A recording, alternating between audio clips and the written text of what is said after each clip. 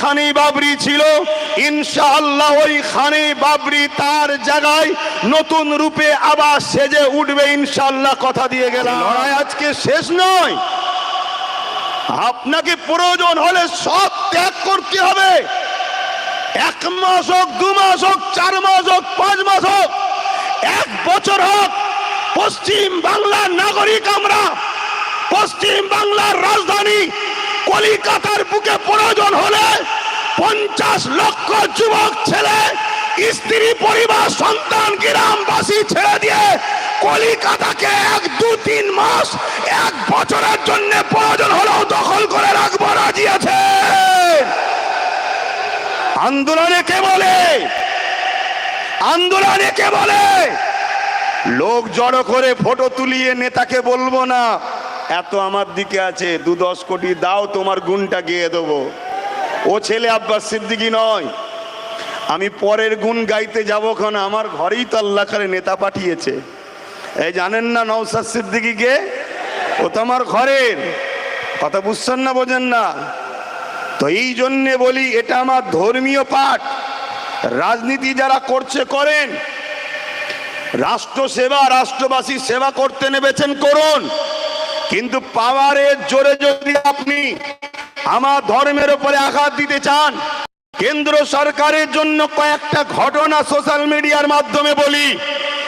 মনে রাখবেন মসজিদে আকসা, এই মসজিদে আকসাকে বারবার জালিমরা দখল করেছিল। মসজিদে আকসাকে একটা সময় সেলিবিয়া সম্প্রদায়রাও দখল করেছিল। আপনারাও শোনেন, এই যে মসজিদ দখলের ষড়যন্ত্র, মসজিদ নিয়ে যে নাটক চলছে, মসজিদ নিয়ে যে অপদস্থ অপমানিত চক্রান্ত চলছে, এটা আজকে নতুন নয়। এর আগে ফারুক আজমের সময় তো হয়েছিল, কিন্তু আমি একজন ঐতিহাসিক মহানায়কের ইতিহাস আপনাদের শোনাই এবং সোশ্যাল মিডিয়ার মাধ্যমে আমার দেশের কেন্দ্রীয় হুকুমত মোদী সরকারকে সজাগ করে দিই, আগুন নিয়ে খেলা করবেন না। অনেক দলিত মেরেছেন, অনেক আদিবাসী মেরেছেন, আজও মণিপুরে আদিবাসী সম্প্রদায়কে পুড়িয়ে পুড়িয়ে মারছেন। আজও বিভিন্ন জায়গায় ট্রেনে, বাসে, হকারে নিরীহ মুসলমানগুলোকে মারছেন। আমরা সব বরদাস্ত করে নিয়েছি, কিন্তু আমার মসজিদের একটা ইটে যদি হাত দেন, আমরা বুকে তাজা দিতে রাজি আছি, কিন্তু আপনার অন্যায় মেনে নিতে রাজি নয় আমরা। মনে রাখবেন, বাবরি মসজিদ আমাদের চলে গেছে, তখন আমরা ছোট ছিলাম, তখন আমরা ছোট ছিলাম। আর বাবরি মসজিদ যাইনে বাপ, খারাপ নেবেন না, আমি বললাম মানুষটা ছোট হয়ে গেছি, গুরুত্ব দেবেন আমার বাপ জানেরা। বাবরি মসজিদ আমাদের যাইনে, বাবরি মসজিদকে একদল মুনাফেকরা বিক্রি করেছে। আমারই সমাজের একদল মুনাফেক। আল্লাহ নবী সৎবাণী করে গেছিলেন কি, আখরি জামানায় আসমানের নিচে জমিনের সব থেকে নিকৃষ্ট হবে একদল উলামারা। আমি সমস্ত উলামা বলবো না, কেন আজকে উলামাদের জন্যই তো এই জনসভা। আমার আগে মাস্টার সাহেব বলছিলেন না, উলামারাই আন্দোলন শিখায়, তারপরে 10 বছর পর বুদ্ধিজীবীদের সঙ্গে উলামারা আল্লাহর আরশের পর্যন্ত খবর রাখে। উলামাদের সঙ্গে কেউ কখনো পাল্লা দিয়ে পারবে না, এবং দেশ স্বাধীনতার অবদানে সব থেকে বেশি উলামাদের হাত আছে। কিন্তু রাসূলুল্লাহর এই হাদিসকে আমাদের মাথায় রাখতে হবে, একদল উলামা আখিরি জামানায় জমিনের ওপরে আসমানের নিচে সব থেকে নিকৃষ্ট হবে। আজকে সেই সকল মানুষের মধ্যে একদল মানুষ আমার বাবরি মসজিদকে বিক্রি করেছে।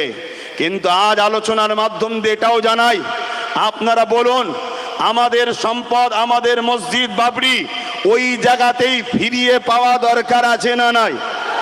আওয়াজ দিয়ে বলুন, দরকার আছে না নাই? আমি আপনাকে কথা দিয়ে যাচ্ছি, যদি আপনারা ভুল রাস্তা, রং রোড ছেড়ে দিয়ে নিজের মেন রোডে ফিরে আসতে পারেন, সেদিন বেশি দিন নয়, যেখানে বাবরি ছিল ইনশাআল্লাহ ওই খানে বাবরি তার জায়গায় নতুন রূপে আবার সেজে উঠবে ইনশাআল্লাহ, কথা দিয়ে গেলাম। এইটাকে নিয়ে কিছু মিডিয়া বন্ধু হয়তো বলতে পারে, তাহলে বাবরি মসজিদ করার জন্য তাহলে রাম মন্দির ভাঙবেন নাকি? না, এটা ইসলাম। কারো ধর্ম স্থান ভেঙে কোনো ধর্ম স্থান আমরা তৈরি করি না। তার প্রমাণ হলো বাবরি মসজিদের তলায় বলেছিল রাম মন্দিরের খাঁচা আছে, এটা আছে, ওটা আছে। অনেক পরীক্ষার পরে দেখা গেল ওখানে কিছুই ছিল না। সুপ্রিম কোর্টের রায়টা যারা পড়েছে তারা জানে। আজ আমি বলে যাই, এই ফাইসাল্লা হয়েছিল যে বাবরি মসজিদের মধ্যে গোপনের রামের পুতুলকে লিজে রাখা হয়েছিল, সেইভাবে তারা রাম মন্দিরকে ভেঙেছে, বাবরি মসজিদকে ভেঙেছে। ওখানে কোনো রাম মন্দির ছিল না। কিন্তু আজ আমি আপনাদেরকে জানিয়ে দিই, আমরা মসজিদ তৈরি করতে গিয়ে কোন ধর্মের স্থানকে ভাঙতে লাগে না। কেন ইসলাম বলছে অন্য ধর্মের উপরে জুলুম করার নাম ইসলাম নয়। কারো জোর করে সেখানে ইবাদত খানা করলে ইবাদত হয় না। কিন্তু আপনি ভাবতে পারেন ওইখানে তো রাম মন্দির আছে, আপনি বাবরি মসজিদ তৈরি করার কথা বললেন, তাহলে কি করে? তাই আজ আপনাদের চোখ খুলে দিতে চাই, বিশেষ করে সোশ্যাল মিডিয়ার মাধ্যমে আমার হিন্দু বন্ধুদের বলবো, হিন্দু মা বাবাদেরকে বলবো, আপনাদেরকে কিভাবে বোকা বানানো হচ্ছে। দেখুন, যেখানে বাবরি মসজিদ ছিল সেই জায়গায় রাম মন্দির হয়নি। বাবরির জায়গা এখনো ফাঁকা আছে, রাম মন্দির অনেক দূরে হয়েছে। কেন মোদি, কেন এর আগে যত জালিম এসেছে আল্লাহর সঙ্গে যারা পাল্লা দিতে গেছে তারাই মিটে গেছে। তো মোদি বাবু খুব ভালোভাবে জানে এই বাবরির জায়গায় রাম মন্দির করেনি, ওই জায়গাকে ফাঁকা রেখেছে।